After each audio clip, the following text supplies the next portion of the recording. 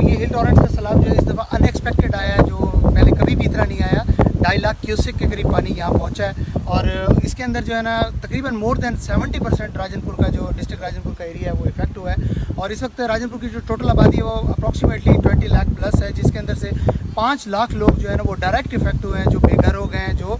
इस वक्त बाहर निकल के आ गए हैं। और उनको सबसे पहले अल खिदमत फाउंडेशन ने पहले 6 दिन तक 10 दिन तक जो है ना वो रेस्क्यू ऑपरेशन किया और उनको बाहर निकाला है, खुश्की के ऊपर लाए हैं और उनको कुक्ड फूड हमने प्रोवाइड किया। उसके बाद हमने रिलीफ का भी एक्टिविटी हमारी चल रही है, जिसके अंदर हम उनको इस वक्त तक तकरीबन हम 3000